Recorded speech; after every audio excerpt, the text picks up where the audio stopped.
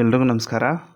Target IAS Kannada ಚಾನಲ್ಗೆ ಎಲ್ರಿಗೂ ಸ್ವಾಗತ ಅಂತ ಹೇಳ್ತಾ, ಇವತ್ತಿನ ವೀಡಿಯೋದಲ್ಲಿ ನಾನು civil police constable exams polity ಕ್ವಶನ್ಸ್ನ ಡಿಸ್ಕಸ್ ಮಾಡ್ತಾ ಇದ್ದೀನಿ. ಸೊ ಹೇಗೆಲ್ಲ ಸಾಲ್ವ್ ಮಾಡ್ಬೋದು ಅನ್ನೋದನ್ನ ಈ ವಿಡಿಯೋದಲ್ಲೇ ನೋಡೋಣ, ಓಕೆನಾ. ಸೊ ಚಾನಲ್ಗೆ ಹೊಸಬರಾಗಿದ್ದರೆ ಸಬ್ಸ್ಕ್ರೈಬ್ ಮಾಡ್ಕೊಳ್ಳಿ, ವಿಡಿಯೋನ ಲೈಕ್ ಮಾಡಿ ಅಂತ ಹೇಳ್ತಾ ಶುರು ಮಾಡೋಣ, ಓಕೆನಾ. ಈಗ ನೀವೇನಾದರೂ ನನ್ನ ಕೇಳಿದ್ರೆ ಓವರಾಲ್ ಕ್ವಶನ್ ಪೇಪರ್ ಹೇಗಿತ್ತು ಅಂದರೆ ತುಂಬ ಈಸಿ ಇತ್ತು, ಆಯಿತಾ. ಹಬ್ಬಬ್ಬ ಅಂತಂದರೆ ಒಂದು 70 ಅಥವಾ 80 ಕ್ವಶನ್ಸು ಆರಾಮಾಗಿ ನೀವು ಮಾಡ್ಬೋದು. ಅದರಲ್ಲಂತೂ ಪೊಲಿಟಿ ಕ್ವಶನ್ಸು ಕೇಳಿರೋ 14 ಕ್ವಶನೂ ತುಂಬ ಈಸಿ ಇತ್ತು, ಓಕೆನಾ. ಬನ್ನಿ ಸಾಲ್ವ್ ಮಾಡೋಣ, ನಿಮಗೆ ಗೊತ್ತಾಗುತ್ತೆ. ಮೊದಲೇದು ಲಾ ಮೇಕಿಂಗ್ ಪ್ರೊಸೀಜರ್ ಬಗ್ಗೆ ಕೇಳಿದ್ದಾನೆ, ಆಯಿತಾ. ಸರಿ, ಈಗ ಮೊದಲನೇ statement article 100 clause 1 100 clause 1 explain all the matters in the parliament should be decided on the basis of a majority. ಈಗ ಫಸ್ಟ್ ಟೈಮ್ ಯಾರು ಓದ್ತಿದ್ರೆ ಇದು ಗೊತ್ತಿಲ್ಲ ಅಂತ ತಿಳ್ಕೊಳ್ಳಿ, ಈಗ ಸದ್ಯಕ್ಕೆ ಇದು ನಮ್ಗೆ ಗೊತ್ತಿಲ್ಲ ಅಂತ ತಿಳ್ಕೊಳ್ಳಿ, ಆಯಿತಾ. ಬೇಡ ಬಿಡಿ. ನೆಕ್ಸ್ಟ್ ಸ್ಟೇಟ್ಮೆಂಟ್ ನೋಡಿ, ಆರ್ಟಿಕಲ್ 107 ಮನಿ ಬಿಲ್ ಬಗ್ಗೆ ಎಲ್ಲ ಓದಿರ್ತೀರಲ್ಲಪ್ಪ, ತುಂಬ ಇಂಪಾರ್ಟೆಂಟ್ ಕಾನ್ಸೆಪ್ಟ್ ಅದು. ಮನಿ ಬಿಲ್ ಬಗ್ಗೆ ಓದಿರ್ತೀರ, ಹೌದಾ. ಸರಿ, ಮನಿ bill can be introduced in both the house of the parliament, ಹೌದಾ. ಇಲ್ಲ, ತಪ್ಪು. Both the house of the parliament ಅಲ್ಲ, ಇದು ಬರೀ ಲೋಕಸಭೆಯಲ್ಲಿ ಮಾತ್ರ ಇಂಟ್ರಡ್ಯೂಸ್ ಮಾಡುವಂತಹ ಒಂದು ಬಿಲ್ ಇದು. ಸೊ ಹಾಗಾಗಿ ಸ್ಟೇಟ್ಮೆಂಟ್ ಬಿ ತಪ್ಪಾಗುತ್ತೆ, ಓಕೆನಾ. ಈಗ ಸ್ಟೇಟ್ಮೆಂಟ್ ಬಿ ತಪ್ಪಾಯಿತು ಅಂತಂದರೆ ಇದು ಆಪ್ಷನ್ 4 ಹೊರಟೋಗುತ್ತೆ. ಇನ್ಯಾವುದಿದೆ? ಇನ್ಯಾವುದೂ ಇಲ್ಲ. Next, even though the parliament is prorogued the bills will alive. So ಇದು ನಿಮ್ಗೆ ಗೊತ್ತಿಲ್ಲ ಅಂತ ತಿಳ್ಕೊಳ್ಳಿ, ಆಯಿತು. ಇದು ಬೇಡ, ನಿಮ್ಗೆ ಗೊತ್ತಿಲ್ಲ. ನೆಕ್ಸ್ಟ್ ಸ್ಟೇಟ್ಮೆಂಟ್ ನೋಡಿ, ಆಪ್ಷನ್ ಡಿ ಇದು, statement D, the bill becomes a law after the consideration of both the house of the parliament, ಹೌದಾ. ತಪ್ಪು. ಸೊ ನೋಡಿ, ಒಂದು ಬಿಲ್ಲು ಲಾ ಆಗಬೇಕು ಅಂತಂದರೆ ಪ್ರೆಸಿಡೆಂಟ್ ಅವರ ಒಂದು ಸೈನ್ ಬೇಕು, ಹೌದಾ. ನಾನು ಕ್ಲಾಸಲ್ಲಿ ತುಂಬ ಸತಿ ಹೇಳಿದ್ದೀನಿ, ಯಾವುದೇ ಒಂದು ಬಿಲ್ಲು ಲಾ ಆಗಬೇಕು ಅಂತಂದರೆ ಪ್ರೆಸಿಡೆಂಟ್ ಅವರ ಸಿಗ್ನೇಚರ್ ಬೇಕಾಗ್ತದೆ, ಅಲ್ಲಿವರೆಗೂ ಅದು ಲಾ ಆಗಲ್ಲ. ಇನ್ ಕೇಸ್ ಅನ್ನೋದಕ್ಕೆ ತಪ್ಪಾಗುತ್ತೆ. Both house of the parliament pass ಮಾಡಿದ್ರೂ ಕೂಡ ಅದು ಬಿಲ್ಲಾಗೆ ಇರುತ್ತೆ, ಅಂಟಿಲ್ ಅನ್ಲೆಸ್ ಪ್ರೆಸಿಡೆಂಟ್ ಅವರು ಸೈನ್ ಹಾಕೋವರೆಗೂ, ಆಯಿತಾ. ಸೊ ಹಾಗಾಗಿ ಆಪ್ಷನ್ ಡಿ ಕೂಡ ತಪ್ಪಾಗುತ್ತೆ. ಈಗ ಆಪ್ಷನ್ ಡಿ ಎಲ್ಲಿದೆ ಅದನ್ನು ಕ್ಯಾನ್ಸಲ್ ಮಾಡ್ತೀನಿ, ಡಿ ಕ್ಯಾನ್ಸಲ್ ಮಾಡಿದೆ. ಏನು ಮಿಕ್ಕಿದೆಯದು 2. Answer is A and C are true, ಅಥವಾ A and C are correct. So ಮೊದಲನೇ ಸ್ಟೇಟ್ಮೆಂಟ್ ಕರೆಕ್ಟಾಗಿದೆ. Article 100 clause 1 explain the matters in decide on the basis of majority, absolutely correct ಇದೆ, ಮಾತಾಡೋಂಗಿಲ್ಲ. Option ಸಿನೂ ಕೂಡ ಸ್ಟೇಟ್ಮೆಂಟ್ ಸಿನೂ ಕೂಡ ಕರೆಕ್ಟಾಗಿದೆ. ಸೊ ಹಾಗಾಗಿ option 2 A and C are correct, ಓಕೆನಾ. ಸರಿ, ಇದೊಂದು ತುಂಬ ಈಸಿ ಕ್ವಶನ್, ಆಯಿತಾ. ಸೊ ಇವೆರಡೇ ಸ್ಟೇಟ್ಮೆಂಟ್ ನಿಮಗೆ ಚೆನ್ನಾಗಿ ಗೊತ್ತಿತ್ತು ಅಂದಿದ್ರೆ ಆರಾಮಾಗಿ ಮಾಡ್ಬೋದಾಗಿತ್ತು, ಆಯಿತು. ಬನ್ನಿ ನೆಕ್ಸ್ಟ್ ಕ್ವಶನ್ ನೋಡೋಣ. ನೋಡಿ, ಇದಂತೂ ತುಂಬ easy. The members of UPSC appoint by, ಯಾರು ಅಪಾಯಿಂಟ್ ಮಾಡ್ತಾರೆ? ಪ್ರೆಸಿಡೆಂಟ್ ಅವರು. ಡೈರೆಕ್ಟ್ ಕ್ವಶನು, ಇಲ್ಲಿ ಯಾವುದೇ ಥರ ಡಿಸ್ಕಷನ್ ಬೇಡ, ನಿಮ್ಮ ಲಕ್ಷ್ಮೀಕಾಂತಲ್ಲಿ ಡೈರೆಕ್ಟಾಗಿದೆ. ಸೊ ಆರ್ಟಿಕಲ್ 316 ಗೊತ್ತಿದ್ರೆ ನಿಮ್ಗೆ ಗೊತ್ತಿರುತ್ತೆ. Answer is president of India, ಆಯಿತಾ. ಸರಿ, ಮೂರನೇ question, which of the following are included in the 7th schedule. ನೋಡಿ, ನೀಟಾಗಿ ನೋಡ್ಕೊಳ್ಳಿ, 7th ಶೆಡ್ಯೂಲ್ ಕೇಳಿರೋದಿಲ್ಲಿ, ಆಯಿತಾ. 7th schedule ಏನೇನಿದೆಯಪ್ಪ? 3 ಲಿಸ್ಟ್ ಇದೆ. ಯಾವುದು? Union list, state list, concurrent list. Official language ಯಾವ್ದು ಬರುತ್ತೆ? ನಿಮ್ಮ 8th ಶೆಡ್ಯೂಲ್, ಆಯಿತಾ. ಸೊ ಹಾಗಾಗಿ ಸ್ಟೇಟ್ಮೆಂಟ್ ಡಿ ತಪ್ಪಾಗಿದೆ. Answer is ABC option 2. ಇದು ಕೂಡ ಡೈರೆಕ್ಟ್ ಕ್ವಶನೇ ಗುರು, ಅಲ್ಲೇನಂತ ಇದಿಲ್ಲ. ನಿಮ್ಮ ಲಕ್ಷ್ಮೀಕಾಂತಲ್ಲೇ ಎಲ್ಲ ಸ್ಕೆಡ್ಯೂಲ್ದು ಒಂದು ಲಿಸ್ಟ್ ಇದೆ, ಟೇಬಲ್ ಇದೆ. ಆ ಟೇಬಲ್ದು ಎಲ್ಲ ಲಿಸ್ಟು ಓದ್ಕೊಂಡ್ರೆ ನಿಮಗೆ ಈಸಿ, ಓಕೆನಾ. ಸೊ 8th ಶೆಡ್ಯೂಲು ನಿಮ್ಮ ಅಫಿಷಿಯಲ್ ಲ್ಯಾಂಗ್ವೇಜ್ ಬಗ್ಗೆ ಬರುತ್ತೆ, ಓಕೆನಾ. ಓಕೆ, ಇದು ಈಸಿ ಕ್ವಶನು, ಡೈರೆಕ್ಟ್ ಕ್ವಶನ್ ಆಗಿತ್ತು. Okay, next question, in a parliamentary government the executive is directly responsible. ಇದು ಸ್ವಲ್ಪ ಕನ್ಫ್ಯೂಸ್ ಆಗುತ್ತೆ. ಅಕಸ್ಮಾತ್ ನಿಮ್ಗೆ ಏನಾದರೂ ಇಲ್ಲಿ ಕೌನ್ಸಿಲ್ ಆಫ್ ಮಿನಿಸ್ಟರ್ ಅಂತ ಕೇಳಿದರೆ, ನೋಡಿ ಇಲ್ಲಿ ಹಾಕಿದ್ದೀನಿ, ಕೌನ್ಸಿಲ್ ಆಫ್ ಮಿನಿಸ್ಟರ್ ಅಂತ ಏನಾದ್ರು ನಿಮಗೆ ಕೇಳಿದರೆ ನೀವು ಆರಾಮಾಗಿ ಲೆಜಿಸ್ಲೇಚರ್ ಅಂತ ಹಾಕ್ಬೋದಾಗಿತ್ತು. ಬಟ್ ಇಲ್ಲಿ ಎಕ್ಸಿಕ್ಯೂಟಿವ್ ಅಂತ ಕೇಳಿಬಿಟ್ಟಿದ್ದಾನೆ, ಸ್ವಲ್ಪ ಕನ್ಫ್ಯೂಸ್ ಆಗುತ್ತೆ, ಆಯಿತಾ. ತುಂಬ ಜನ ಪೀಪಲ್ ಅಂದ್ಕೊಂಡಿದ್ದಾರೆ. ನಿಮ್ಗೆ ಗೊತ್ತು, ಜುಡಿಷರಿನೂ ಬರಲ್ಲ, ಕಾನ್ಸ್ಟಿಟ್ಯೂಷನು ಬರಲ್ಲ, ಪೀಪಲ್ ಅಥವಾ ಲೆಜಿಸ್ಲೇಚರ್ ಅಂತ ಅಂದ್ಕೊಂಡಿರ್ತೀರ. ಮೋಸ್ಟ್ಲಿ ಪೀಪಲ್ ಅಂತ ಹಾಕಿರ್ಬೋದೇನೋ, ನನಗೆ ಗೊತ್ತಿಲ್ಲ. But answer is legislature. ಈ ಕ್ವಶನು ಎಲ್ಲಿಂದ ಎತ್ಕೊಂಡಿದ್ದಾರೆ ಅಂತಂದರೆ SSC ಎಕ್ಸಾಮ್ ಅಟೆಂಡ್ ಮಾಡಿರೋರಿಗೆ ಗೊತ್ತಿರುತ್ತೆ ಈ ಥರ ಕ್ವಶನ್ಸ್ಗಳು ಅಲ್ಲೇ ಜಾಸ್ತಿ ಕೇಳೋದು, ಆಯಿತಾ. ಸೊ ನಿಮ್ಮ ಲಕ್ಷ್ಮೀಕಾಂತಲ್ಲಿ ಹೇಗಿದೆ ಅಂತಂದರೆ, council of minister is collectively responsible to the legislature ಅಂತಿದೆ, ಆರ್ಟಿಕಲ್ 75 ಕ್ಲಾಸ್ 3 ಬಟ್ ಇಲ್ಲಿ ಎಕ್ಸಿಕ್ಯೂಟಿವ್ ಅಂತ ಕೇಳಿದ್ದಾನೆ. ತಪ್ಪೇನಿಲ್ಲ, ಕರೆಕ್ಟಾಗಿದೆ ಇದು, ಬಟ್ ನಿಮಗೆ ಕನ್ಫ್ಯೂಸ್ ಆಗೋ ರೀತಿ ಇದೆ ಅಷ್ಟೇ. ತುಂಬ ಜನ ಪೀಪಲ್ ಅಂದ್ಕೊಂಡಿರ್ತೀರ, ತಪ್ಪೋದು ಲೆಜಿಸ್ಲೇಚರ್. ಓಕೆನಾ. ಇದು ಕೂಡ ಡೈರೆಕ್ಟ್ ಕ್ವಶನ್ ಅಂತ ಹೇಳ್ತೀನಿ, ಈಸಿ ಆ್ಯಂಡ್ ಡೈರೆಕ್ಟ್ ಕ್ವಶನ್, ಆಯಿತಾ. ಸೊ ಈಸಿ ಅನ್ನೋದಕ್ಕೆ ಅಂತ ಹಾಕ್ತೀನಿ. ಸರಿ, next question, which part of the Indian constitution contains the emergency provisions? ಯಾವುದಪ್ಪ? ಪಾರ್ಟ್ 18. ಇದು ಕೂಡ ಡೆಡ್ ಈಸಿ, ಆಯಿತಾ, ಡೈರೆಕ್ಟ್ ಕ್ವಶನ್. ಸರಿನಾ. ಆರ್ಟಿಕಲ್ 352 360 ನಿಮ್ಮ ಎಮರ್ಜೆನ್ಸಿ ಪ್ರಾವಿಷನ್ಸ್ ಬಗ್ಗೆ, ಅದು ಕೂಡ national, president rule and financial emergency ಬಗ್ಗೆ ಹೇಳುತ್ತೆ. ಇದು ಕೂಡ ಡೈರೆಕ್ಟ್ ಕ್ವಶನು, ತುಂಬ ಈಸಿ ಕ್ವಶನು, ಆಯಿತಾ. Okay, next, which statement regarding the president rule ಬಗ್ಗೆ, ಅಂದರೆ ಎಮರ್ಜೆನ್ಸಿ ಬಗ್ಗೆನೇ ಆರ್ಟಿಕಲ್ 356 ಬಗ್ಗೆನೇ ಕೇಳಿದ್ದಾನೆ, ಅದು ಕೂಡ ಏನೋ ನಾಟ್ ಕರೆಕ್ಟ್ ಅಂತ ಕೇಳಿದ್ದಾನೆ. Which of the statement regarding president rule under article 356 is not correct? Okay, ಮೊದಲನೇದು, the resolution for the approving the president rule can be pass by the simple majority. Yes. The relationship of the state which the president rule is impose only changes with the central government. ಹೌದು, ಯಾವ ಸ್ಟೇಟ್ಗೆ president ರೂಲ್ನ apply ಮಾಡ್ತಾರೋ ಆ state ಮತ್ತು centre ಮಧ್ಯ ಒಂದು relationship ಸ್ವಲ್ಪ affect ಆಗುತ್ತೆ, ಕರೆಕ್ಟಾಗಿದೆ, ಆಯಿತಾ. ಆಮೇಲೆ ತುಂಬ ಜನ ಸರ್ ಇಲ್ಲಿ ಓನ್ಲಿ ಇತ್ತು ಅದಕ್ಕೆ ನಾನು ತಪ್ಪಾಗ್ತೆ ಅಂತ ಹಾಕ್ಬಿಟ್ರ, ಅದೆಲ್ಲ ಆಗಲ್ಲ, ಅದಕ್ಕೆ ಸ್ಟೇಟ್ಮೆಂಟ್ ಪೂರ್ತಿ ಓದಬೇಕಿಲ್ಲಿ, ಆಯಿತಾ. ಸೊ ಯಾವ ಸ್ಟೇಟ್ಗೆ ಈ ಒಂದು ಪ್ರೆಸಿಡೆಂಟ್ ರೂಲ್ನ ಇಂಪೋಸ್ ಮಾಡ್ತಾರೋ ಆ ಸ್ಟೇಟು ಪ್ಲಸ್ ಸೆಂಟ್ರಲ್ ಗೌರ್ಮೆಂಟು ಎರಡೂ ರಿಲೇಷನು ಅಫೆಕ್ಟ್ ಆಗುತ್ತೆ ಅಥವಾ ಚೇಂಜ್ ಆಗುತ್ತೆ. ಈಗ ಕರ್ನಾಟಕಕ್ಕೆ ನೀವೇನಾದರೂ ಪ್ರೆಸಿಡೆಂಟ್ ರೂಲ್ ಅಪ್ಲೈ ಮಾಡ್ತು ಅಂತಂದರೆ ಅಫ್ಕೋರ್ಸ್ ಇಲ್ಲಿ ಸೆಂಟ್ರಲ್ ಗೌರ್ಮೆಂಟ್ ಮತ್ತು ಸ್ಟೇಟ್ ಗೌರ್ಮೆಂಟ್ ಎರಡೂ ಮಧ್ಯೆ ಸ್ವಲ್ಪ ರಿಲೇಷನ್ಶಿಪ್ಪಲ್ಲಿ ಸ್ವಲ್ಪ ಚೇಂಜ್ ಆಗುತ್ತೆ. ಯಾಕೆ ಅಂತಂದರೆ ಎಲ್ಲ ಥರದ ಪವರು ಕಂಪ್ಲೀಟಾಗಿ ಪ್ರೆಸಿಡೆಂಟ್ ಅವ್ರ ಕೈಲಿ ಹೊರಟೋಗುತ್ತೆ. So that is called president rule, right. So ಹಾಗಾಗಿ ಈ ಸ್ಟೇಟ್ಮೆಂಟ್ ಕೂಡ ಕರೆಕ್ಟ್ ಇದೆ. Next, president rule can be proclaim when the state government fails to act in accordance with the constitution. ಹೌದಾ? ಎಸ್, ಇದು ಕರೆಕ್ಟಾಗಿದೆ. Next, it affect the fundamental rights. ನೋಡಿ, president ರೂಲಿಂದ ಯಾವುದೇ ಥರದ ನಿಮ್ಮ ಒಂದು ಫಂಡಮೆಂಟಲ್ ರೈಟ್ಸ್ಗೂ ಅಫೆಕ್ಟ್ ಆಗೋದಿಲ್ಲ, ಅದೊಂದು ಗೊತ್ತಿರಲಿ, ಸರಿನಾ.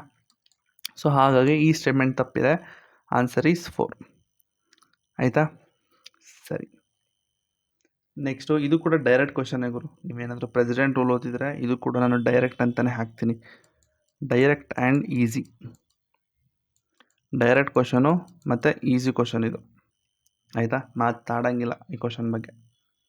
Next, who was the provisional president of the constituent assembly before doctor Rajendra Prasad took over? ಇದು ಎಷ್ಟು ಸತಿ ಕೇಳಿದನು ಗುರು? ಸಚ್ಚಿದಾನಂದ ಸಿನ್ಹಾ, ಆಯಿತಾ. ನೀವು RRBಗೆ ಹೋಗಿ SSC ಎಕ್ಸಾಮ್ ಅಟೆಂಡ್ ಮಾಡಿ, ಯಾವಾಗಲೂ ಕೇಳ್ತಾನೆ ಕ್ವಶನ್ಸ್ನ, ಸಚ್ಚಿದಾನಂದ ಸಿನ್ಹಾ, ಆಯಿತಾ.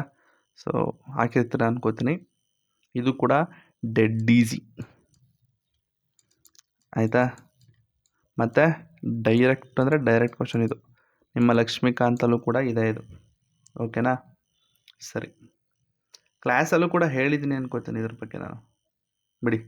ನೆಕ್ಸ್ಟು, ಈ ಸ್ಟೇಟ್ಮೆಂಟ್, ಈ ಕ್ವಶನ್ ಚೆನ್ನಾಗಿದೆ ಇದು, ಆಯಿತಾ. ನನಗೆ ಈ ಥರ ಕ್ವಶನ್ ಅಂದರೆ ತುಂಬ ಇಷ್ಟ. ಅದು ಕೂಡ ಸ್ಟೇಟ್ಮೆಂಟ್ ಬೇಸಲ್ಲಿ ಅದು ಎರಡೆರಡು ಕೊಟ್ಬಿಟ್ಟು ಹೇಳ್ತೀನಿ ನೋಡಿ. ಈಗ the constitution of India, okay, defines, ನೀಟಾಗಿ ನೋಡ್ಕೊಳ್ಳಿ, defines it's basic structure in terms of federalism, secularism, fundamental rights and democracy. ಹೌದಾ? ಬಂದಿದೆಯಾ ಅದು? ಬೇಸಿಕ್ ಸ್ಟ್ರಕ್ಚರ್ ಬಗ್ಗೆ ನಮ್ಮ ಸಂವಿಧಾನದಲ್ಲಿ ಏನಾದರೂ ಡೆಫಿನಿಷನ್ ಇದೆಯಾ? ಅಥವಾ ನಮ್ಮ ಕಾನ್ಸ್ಟಿಟ್ಯೂಷನ್ ಆಫ್ ಇಂಡಿಯಾದಲ್ಲಿ, ನಮ್ಮ ಸಂವಿಧಾನದಲ್ಲಿ ಬೇಸಿಕ್ ಸ್ಟ್ರಕ್ಚರ್ದು ಏನಾದರೂ ಡೆಫಿನಿಷನ್ ಇದೆಯಾ ಅಥವಾ ಡಿಫೈನ್ ಮಾಡಿದೆಯಾ? ಹೌದಾ? ಇಲ್ಲ, ಗೊತ್ತಿರಲಿ, ಆಯಿತಾ. ಬೇಸಿಕ್ ಸ್ಟ್ರಕ್ಚರ್ ಅಂತ ಬಂದಿದೆ ಅವಾಗ ನಿಮ್ಮ ಕೇಶವಾನಂದ ಭಾರತಿ ಕೇಸಲ್ಲಿ, ಅಲ್ಲಿ ಫಸ್ಟು ಬೇಸಿಕ್ ಸ್ಟ್ರಕ್ಚರ್ ಬಗ್ಗೆ ಒಂದು ಎವಾಲ್ವ್ ಆಯಿತು. ಅಲ್ಲಿವರೆಗೂ ಬೇಸಿಕ್ ಸ್ಟ್ರಕ್ಚರ್ ಬಗ್ಗೆ ಎಲ್ಲೂ ಕೂಡ ಮೆನ್ಷನ್ ಆಗಿರಲಿಲ್ಲ. ಸೊ ಹಾಗಾಗಿ ನಮ್ಮ ಸಂವಿಧಾನ ಯಾವುದೇ ತರಹದ ಒಂದು ಡಿಫೈನನ್ನು ಮಾಡಿಲ್ಲ ಬೇಸಿಕ್ ಸ್ಟ್ರಕ್ಚರ್ ಬಗ್ಗೆ, ಗೊತ್ತಿರಲಿ. ಸೊ ಹಾಗಾಗಿ ಮೊದಲನೇ ಸ್ಟೇಟ್ಮೆಂಟ್ ತಪ್ಪಾಗುತ್ತೆ, ಆಯಿತಾ. ನಮ್ಮ ಸಂವಿಧಾನ ಡಿಫೈನ್ ಮಾಡಿಲ್ಲ ಗುರು, ಇಟ್ ಡಿಫೈನ್ಸ್ ಅಂತಿದೆಯಲ್ಲ, ಡಿಫೈನ್ ಮಾಡಿಲ್ಲ, ಆಯಿತಾ. ಮೊದಲನೇ ತಪ್ಪಾಗುತ್ತೆ. Next, the constitution of India provides a judicial review to safeguard citizens liberty and preserve the constitution ideas. ಹೌದಾ? ಎಸ್. ಜುಡಿಷಿಯಲ್ ರಿವ್ಯೂ ಬಗ್ಗೆ ಹೇಳೋದಾದರೆ ನಿಮ್ಮ ಆರ್ಟಿಕಲ್ ಇದೆ, ಇಲ್ಲೇ ಇದೆಯಲ್ಲ, ಇಲ್ಲೇ ಹಾಕಿದೆ ನೋಡಿ. Article 13, article 32, article 226. ಹೌದಾ? ಇದೆಲ್ಲ ನಿಮ್ಮ ಜುಡಿಷಿಯಲ್ ರಿವ್ಯೂ ಬಗ್ಗೆನೇ ಮಾತಾಡುತ್ತೆ. ಆಯಿತಾ? ಸೊ ಹಾಗಾಗಿ ನಮ್ಮ ಸಂವಿಧಾನದಲ್ಲಿ ಜುಡಿಷಿಯಲ್ ರಿವ್ಯೂ ಬಗ್ಗೆ ಪ್ರಾವಿಷನ್ಸ್ಗಳಿದೆಯಾ ಅಂತ ಕೇಳಿದರೆ ಹೌದು ಇದೆ. ಆದರೆ ಬೇಸಿಕ್ ಸ್ಟ್ರಕ್ಚರ್ ಬಗ್ಗೆ ಡೆಫಿನಿಷನ್ ಇದೆಯಾ ಅಂತ ಕೇಳಿದರೆ ಇಲ್ಲ. ಹಾಗಾಗಿ ಸ್ಟೇಟ್ಮೆಂಟ್ 1 ತಪ್ಪಾಗಿದೆ, ಸ್ಟೇಟ್ಮೆಂಟ್ 2 ಕರೆಕ್ಟ್ ಆಗಿದೆ. Answer is B only. ಓಕೆನಾ? ಸರಿ, ಇಲ್ಲೂ ಕೂಡ ಇದು ಎಕ್ಸ್ಪ್ಲನೇಷನ್ ಹಾಕಿದ್ದೀನಿ, ನೋಡ್ಕೊಳ್ಳಿ ಬೇಕಾದ್ರೆ. ಇದು ಕೂಡ ಡೆಡ್ ಈಸಿ ಇರೋದು ಈ ಕ್ವಶನು. ಆಯಿತಾ? ಇದು ಈಸಿ ಅಂತ ಹಾಕ್ತೀನಿ, ಅದು ಕೂಡ ಡೈರೆಕ್ಟ್ ಕ್ವಶನು. ಆಯಿತಾ? ಅದ್ರ ಬಗ್ಗೆ ಮಾತಾಡೋಂಗಿಲ್ಲ. ಇದಂತೂ ಅಯ್ಯೋ ಏನು ಈಸಿ ಕ್ವಶನ್ ಇದು. ಹಾಂ, ಓಕೆ ನೋಡಿ, ಆರ್ಟಿಕಲ್ಸ್ ಬಗ್ಗೆ ಕೇಳಿದ್ದಾನೆ ಇಲ್ಲಿ. ನಿಮ್ಗೆ ಗೊತ್ತು, equality in public employment article 16 ಅಂತ ಗೊತ್ತು. Minority rights article 29. Personal liberty article 21 ಬಗ್ಗೆ ಎಷ್ಟು ಸತಿ ಕೇಳಿದಾನೆ ಗುರು. ಹಾಂ, ಇದ್ರ ಬಗ್ಗೆ ನಿಮ್ಗೆ ಗೊತ್ತಿರಬೇಕು, ಇದು ಪರ್ಸನಲ್ ಲಿಬರ್ಟಿ ಬಗ್ಗೆ. ಆಯಿತಾ? Right against exploitation article 23. So ಹಾಕೋದಾದರೆ option 1 A4, B1, C2, D3. ಇದು ಡೆಡ್ ಈಸಿ. ನೋಡಿ, ನೀವೇನಾದರೂ ಲೈಕ್ VA ಎಕ್ಸಾಮ್ಗೆ ಪ್ರಿಪೇರ್ ಆಗ್ತಾ ಇದ್ದಿದ್ರೆ ಆರ್ಟಿಕಲ್ 1 ಗುರು ಏನು ಮಾಡಬೇಡ ಗುರು, ಆರ್ಟಿಕಲ್ 1 ಆರ್ಟಿಕಲ್ 51A ಎಲ್ಲ ಆರ್ಟಿಕಲ್ನ ಬರೆದು ಕಲ್ತ್ಬಿಡಿ. ಆಯಿತಾ? ತಲೆನೇ ಕೆಡ್ಸ್ಕೊಬೇಡಿ. ಅದು ಕೂಡ ನಿಮ್ಮ ಫಂಡಮೆಂಟಲ್ ರೈಟ್ಸ್ ಆಗಿರ್ಬೋದು, ಮತ್ತು DPSP ಆಗಿರ್ಬೋದು, ಮತ್ತು ಫಂಡಮೆಂಟಲ್ ಡ್ಯೂಟೀಸು, ಇಷ್ಟು ಆರ್ಟಿಕಲ್ಲು. ಇದು ಫಂಡಮೆಂಟಲ್ ರೈಟ್ಸು ಎಲ್ಲಿಂದ ಶುರು ಆಗುತ್ತೆ? ಆರ್ಟಿಕಲ್ 14 ಹೌದು, ಆರ್ಟಿಕಲ್ 14 ಬರುತ್ತೆ. ಆಯಿತಾ? ನಿಮ್ಮ ಫಂಡಮೆಂಟಲ್ ಡ್ಯೂಟೀಸ್ ಲಾಸ್ಟಲ್ಲಿ 51A. ಎಲ್ಲ ಆರ್ಟಿಕಲ್ನು ಕೂಡ ಕಲ್ತ್ಕೋಬೇಕು. ಆರ್ಟಿಕಲ್ 1 ಆರ್ಟಿಕಲ್ 51A ಚೆನ್ನಾಗಿ ಕಲ್ತ್ಕೊಂಡ್ರೆ ನಿಮಗೆ ಈ ಥರ ಕ್ವಶನ್ಸ್ಗಳು ಈಸಿ ಆಗುತ್ತೆ. ನೆಕ್ಸ್ಟು VAಗೆ ಇದೇ ರೀತಿ ಕೇಳ್ತಾನೆ ಅಂತಲ್ಲ, ಬಟ್ ನಿಮಗೆ ಗೊತ್ತಿರಬೇಕು ಆರ್ಟಿಕಲ್ 1 ಆರ್ಟಿಕಲ್ 51A. ಅದಾದಮೇಲೆ ಮಧ್ಯೆ ಕೆಲವೊಂದಷ್ಟು ಆರ್ಟಿಕಲ್ಸ್ಗಳು ಬರುತ್ತೆ, ಮೇನ್ ಆಗಿರೋದು. ಲೈಕ್ ಎಕ್ಸಾಂಪಲ್ ನಿಮ್ಮ ಎಮರ್ಜೆನ್ಸಿ ಪ್ರಾವಿಷನ್ಸ್ ಆಗಿರ್ಬೋದು, ಪ್ರೆಸಿಡೆಂಟ್ ಆಗಿರ್ಬೋದು. ಸೊ ಅದು ಎಲ್ಲ ಆರ್ಟಿಕಲ್ಸ್ ತಿಳ್ಕೊಳ್ಳೋ ಅವಶ್ಯಕತೆ ಇಲ್ಲ, ಕೆಲವೊಂದು ಆರ್ಟಿಕಲ್ಸ್ ನೋಡ್ಕೊಂಡ್ರೆ ಸಾಕು. ಲೈಕ್ ಮನಿ ಬಿಲ್ ಅಂತ ಹೇಳಿದೆ, ಆರ್ಟಿಕಲ್ 107 ತಿಳ್ಕೊಂಡ್ರೆ ಸಾಕು ಅಲ್ವಾ? ಸೊ ಆರ್ಟಿಕಲ್ 143 ಬಗ್ಗೆ, ಇವೆಲ್ಲ ನ್ಯೂಸಲ್ಲಿರುವಂತಹ ಆರ್ಟಿಕಲ್ಸ್ಗಳು. ಇಷ್ಟು ತಿಳ್ಕೊಂಡ್ರೆ ಸಾಕು, ಎಲ್ಲ ಆರ್ಟಿಕಲ್ ತಿಳ್ಕೊಳ್ಳೋ ಅವಶ್ಯಕತೆ ಇಲ್ಲ. ಬಟ್ ತುಂಬ ತಿಳ್ಕೊಬೇಕಾಗಿರುವಂತಹ ಆರ್ಟಿಕಲ್ಸ್ ಯಾವುದು ಅಂತಂದರೆ ಆರ್ಟಿಕಲ್ 1 ಆರ್ಟಿಕಲ್ 51A. ಸೊ ದಯವಿಟ್ಟು ಬರೆದು ಕಲೀಲಿ. ಆಯಿತಾ? ಸರಿ, next question. The president of union of India is elected by. ಯಾರು ಎಲೆಕ್ಟ್ ಮಾಡ್ತಾರಪ್ಪ? Electoral college. ಹೇಳಿದ್ದೀನ ಕ್ಲಾಸಲ್ಲಿ ತುಂಬ ಸತಿ ಹೇಳಿದ್ದೀನಿ, ಎಲೆಕ್ಟೋರಲ್ ಕಾಲೇಜ್ ಗೊತ್ತಿರುತ್ತಲ್ವ. ಎಲೆಕ್ಟೆಡ್ ಮೆಂಬರ್ಸ್ ಆಫ್ ಪಾರ್ಲಿಮೆಂಟ್ ಅಥವಾ MP ಗಳು, ಮತ್ತು ಸ್ಟೇಟ್ ಲೆಜಿಸ್ಲೇಟಿವ್ ಅಸೆಂಬ್ಲಿ MLAಗಳು, ಮತ್ತು MLA of Delhi and Puducherry. So ಇಷ್ಟು ಜನ ಎಲೆಕ್ಟ್ ಮಾಡ್ತಾರೆ. ಇಲ್ಲಿ ಯಾವುದೇ ಕಾರಣಕ್ಕೂ ನಾಮಿನೇಟೆಡ್ ಮೆಂಬರ್ಸ್ ಬರೋದಿಲ್ಲ, ಗೊತ್ತಿರಲಿ. ಸೊ ಹಾಗಾಗಿ ಆಪ್ಷನ್ 4 ಕರೆಕ್ಟಾಗಿದೆ. ಇದಂತೂ ಡೆಡ್ ಈಸಿ. ಆಯಿತಾ? ತುಂಬ ಡೈರೆಕ್ಟ್ ಕ್ವಶನು. ನಿಮ್ಮ ಪ್ರೆಸಿಡೆಂಟ್ ಸ್ಟಾರ್ಟಿಂಗಲ್ಲೇ ಇದೆ ಇದು ಕೂಡ, ಸರಿನಾ? ಆರ್ಟಿಕಲ್ 54 ಬಗ್ಗೆ ಹೇಳ್ತಾ ಇರೋದು. ಆಯಿತಾ?